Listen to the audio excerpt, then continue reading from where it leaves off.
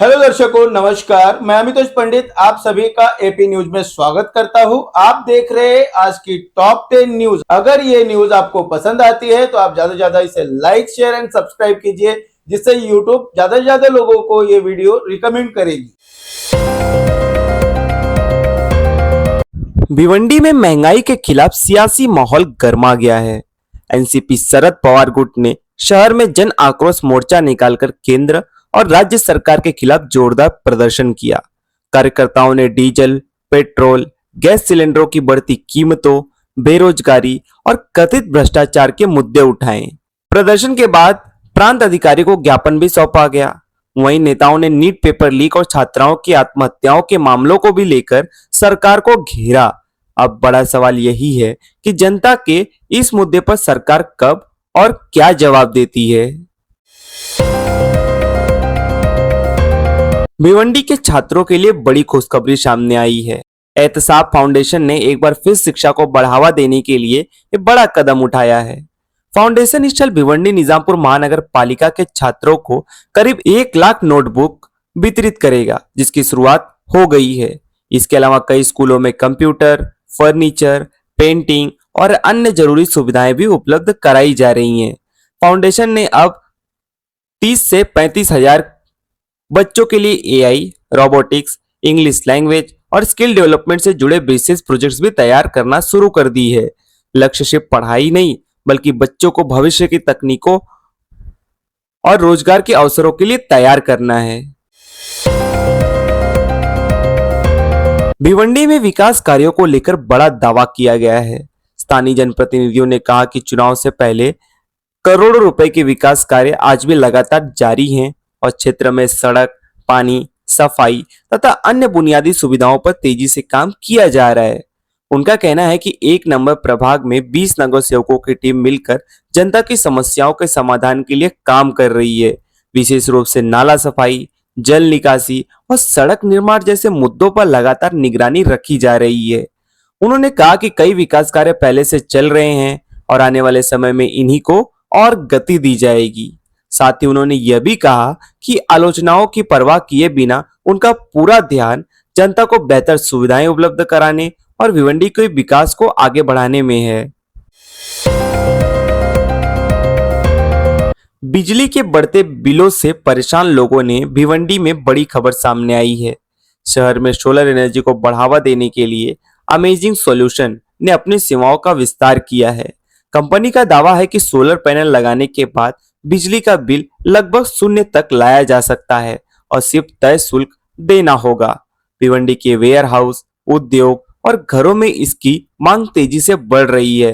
विशेषज्ञों के मुताबिक सोलर एनर्जी भविष्य की ऊर्जा है जो खर्च किए बिना कम और पर्यावरण को फायदा पहुंचाएगी। भिवंडी में फूड पॉइजनिंग का मामला लगातार बढ़ता जा रहा है।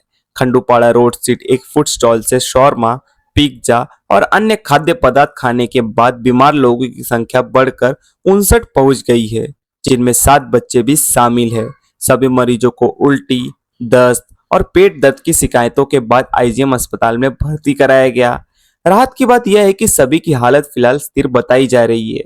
वहीं पुलिस ने दुकान संचालक के खिलाफ मामला दर्ज कर जांच शुरू कर दी है। थाने जिले से जुड़ी अहम समस्याओं को लेकर सांसद सुरेश मात्रे बाला मामा ने जिला परिषद में उच्च स्तरीय समीक्षा बैठक की। इस बैठक में मुख्य अधिकारी रंजित यादव और वरिष्ठ अधिकारियों के साथ कई महत्वपूर्ण मुद्दों पर चर्चा हुई।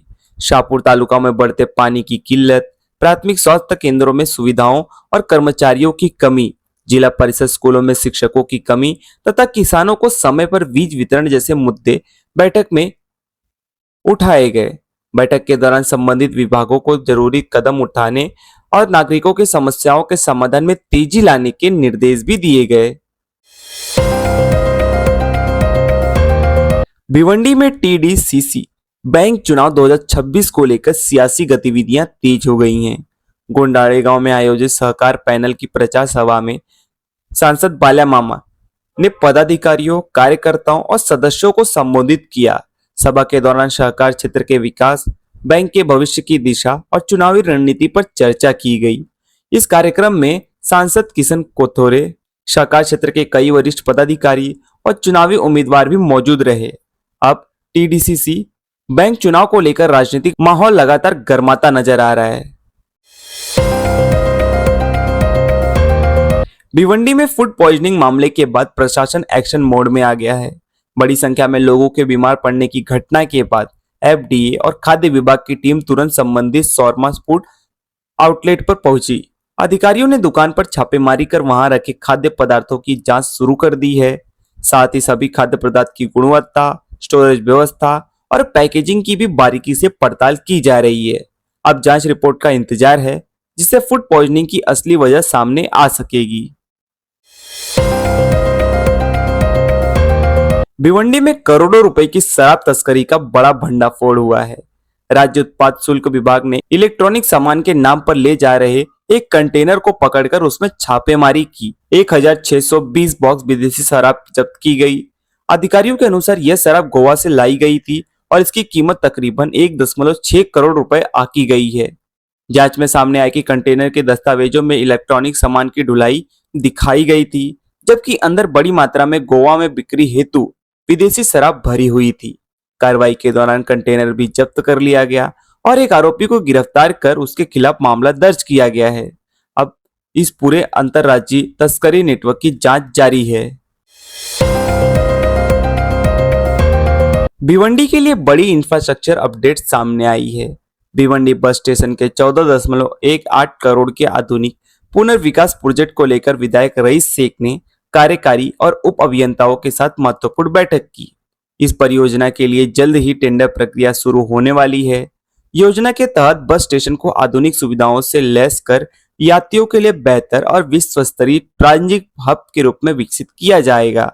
रईस शेख ने कहा कि परियोजनाओं का काम पूरी पारदर्शिता, उच्च गुणवत्ता और तय सीमा के भीतर पूरा करना उनकी प्राथमिकता है, ताकि भिवंडी के नागरिकों को बेहतर सुविधाएं मिल सके।